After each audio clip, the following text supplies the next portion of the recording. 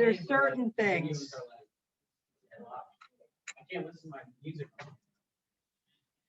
Okay, so what we're doing today is we're going to do some practice with our percent error formula. So I'm just going to go in and review that with you, and then I'm going to give you some time to work. Okay, so we have the percent error formula, which you should be able to see on your screen at this point. Remember that we are taking whatever our measured value is, so that usually comes from some type of experiment or something you have done. Subtract the actual value, which is going to be given to you from either a book or they'll tell you that it was the true value, divided by the actual value times 100.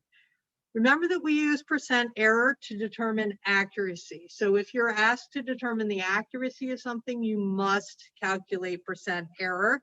And then if your value for percent error is less than 5%, it is considered accurate. Biggest error with percent error in doing the calculation is putting it into the calculator wrong. Okay, so to make sure you're following your orders of operations correctly, I recommend that every time you do a step, you hit equals in between. So take your measured minus your actual, hit equals, then divide by the actual, hit equals, then hit times 100. Okay, so if you're typing in equals every time, then you will automatically be doing things in the right order. Last but not least, remember that you cannot have a negative percent error. Those percent value signs there on the top are those absolute value signs. They mean your answer automatically has to be positive. So if you get a negative answer, just get rid of the minus sign. And because it's a calculation, you have to make sure you're following your sig figs rules. So least number of sig figs because it's a combination problem. Okay, that's a lot to remember, but if you don't do all those things, you get the answer wrong. Okay, so take your time. At this point, I'm going to have you log into ClassKick and just do questions 1 and 2 on the top of that page, on the top of page 12. Because for each of those, you are just given one measured value, one actual value, and you're asked to determine accuracy. Okay, then we're going to go over how to handle multiple data points in about 5 minutes, and then you'll have some more time to work. Okay, so right now, go into ClassKick, go to page 12, and do questions 1 and 2. Yeah. Okay, you'll have more time to work, but I want you to pause for a moment because I'm going to go over 3 and 4. So make sure your Zoom is pulled up and active on your screen. Again, I'm going to share. All right, so the first 2 examples there, 1 and 2, it simply gave you a single measured value and you compared it to the actual value. Okay, but in real life, generally when a percent error is calculated, it is because we had multiple data points. So for example, maybe a student measured something several times, or they did an experiment and got a result several different times. Or even if we had a class full of data, like everyone in the class did something and we wanted to use all that data and see if it was accurate. Okay, so when we have multiple experimental data points, we don't want to have to do a percent error calculation 30 times. Okay, so if you have 30 data points, you don't want to do 30 different calculations.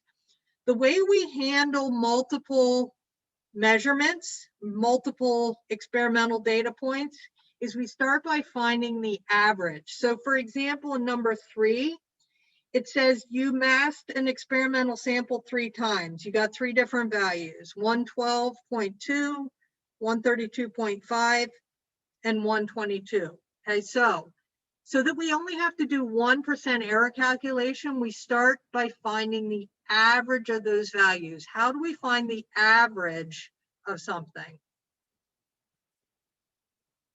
How do we find the average? Anyone? If I wanted to find the average.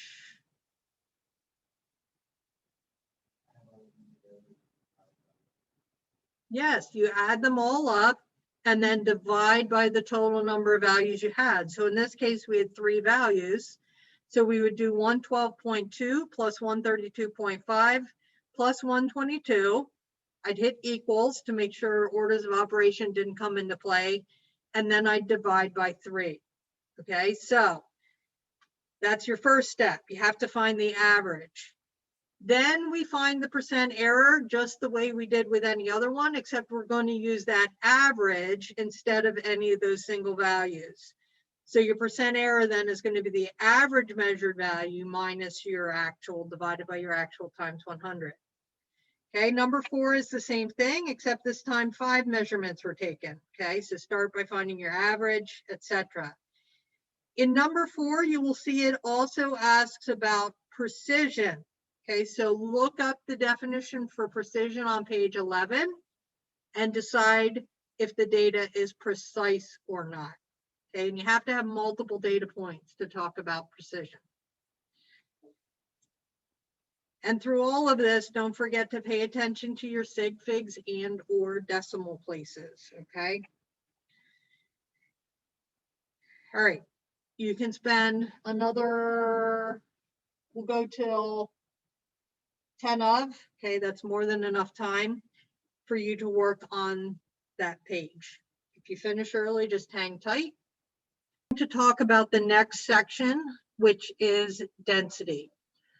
So the term density, you've probably heard this before, it essentially refers to how tightly packed particles are within a given area. So for example, if we look at the air around us, there are particles in there. We can't see them, but they're there.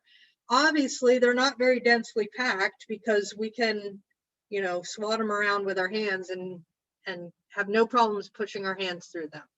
Okay, so gases in general have very not dense densities. So in other words, the particles aren't tightly packed. When you get to liquids, they're slightly more dense, okay, depending on the liquid. Some are more dense than others. And then solids have your most densely packed particles, okay? So like your table or your desk that you're working on, you can't put your hand through it. Particles are all very compacted, okay? Now, even within a certain substance type, like a solid, you can have different densities depending on the particle. And it's a relation of the mass of the particles. So heavier particles are going to have more density in a certain space than lighter particles. So that is why the formula for density is mass divided by volume. So if you look on page 13 on my packet, and you'll go into yours soon,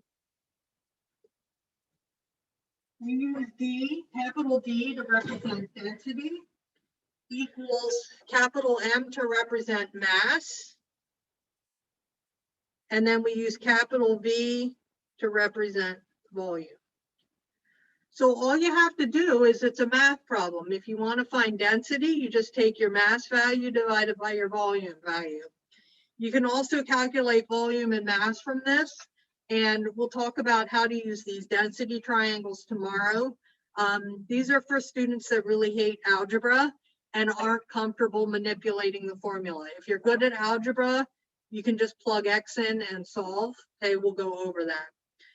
But before we even get to that, we need to talk about the units that we're going to deal with, or the labels, as some of you might refer to them.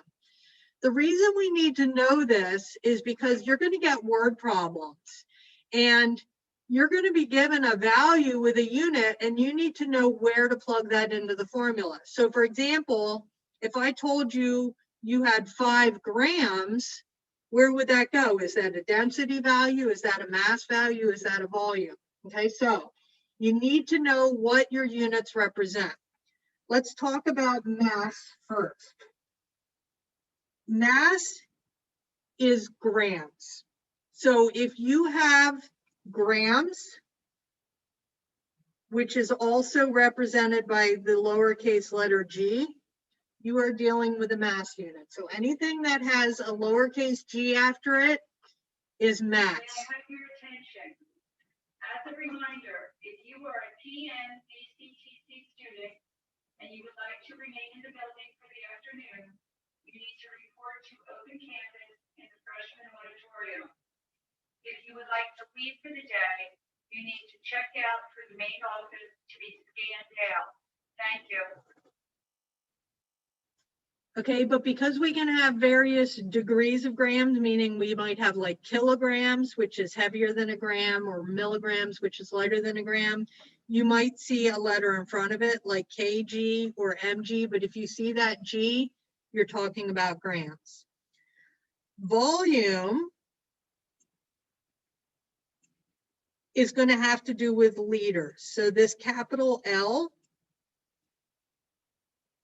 means liters. So just like you might have a gallon of milk, a liter is similar, but that's the metric term. So if you see an L, either capital or lowercase, that is representing liters. And again, you might have like milli in front of it, lowercase ml. You might have kiloliters. Okay, but if you see that L, you're talking about a volume. We will talk about the other units tomorrow, and then we will start practicing. All right, see you tomorrow.